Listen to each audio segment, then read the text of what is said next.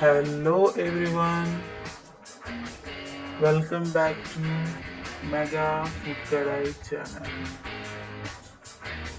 ఈరోజు మనం చాలా సింపుల్గా, ఫాస్ట్గా, టేస్ట్గా ఉండే చికెన్ కర్రీ కోసం తెలుసుకుందాం. దీనికోసం నేను ఒక హాఫ్ కేజీ చికెన్ని తీసుకొని కడిగి పక్కన పెట్టుకున్నాను. దీనికోసం హోల్ గరం మసాలా, అల్లం వెల్లుల్లి మొత్తం అన్నీ కలిపి పేస్ట్ చేసుకుని పక్కన పెట్టుకోవాలి.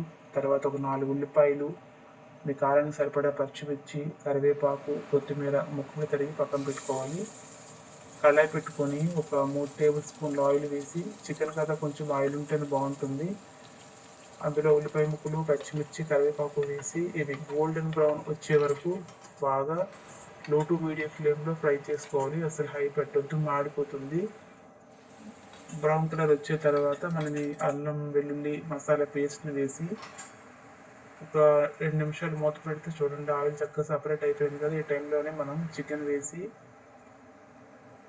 ఈ ఉల్లిపాయ పేస్ట్ అంతా శుభ్రంగా ముక్కలు పట్టేలాగా గరిటతో బాగా కలుపుకోవాలి. కొంచెం పెద్ద ముక్కలు కట్ చేసుకుంటే బాగుంటుంది చికెన్, మరీ చిన్నవి కాకుండా.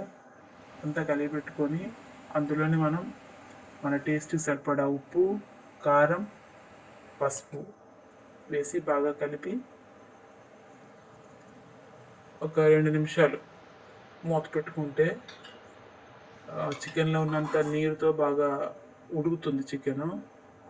ఇప్పుడు మనం మూత తీసి చూద్దాం. చూడండి, చూసారా ఆయిల్ అంతా పైకి కళాయి నుంచి సెపరేట్ అయినట్టు కనబడుతుంది. అంటే చికెన్లో ఉండే ఆ వాటర్ అంతా కొంచెం దగ్గర పడిపోయింది. ఈ టైంలో మనం హాఫ్ గ్లాస్ వాటర్ కొంచెం వేసి మళ్ళీ కరిగి పెట్టుకొని ఒక 3-4 మినిట్స్ మూత పెట్టుకొని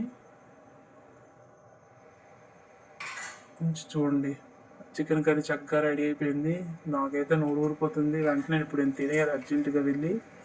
అంతే, సింపుల్గా చాలా టేస్ట్గా ఫాస్ట్గా చూసారా రెడీ అయిపోయింది. ఇది రోటీలోకి, అన్నంలోకి చక్కగా చారు వేసుకొని అయితే అన్నం అంతా లాగించవచ్చు హ్యాపీగా.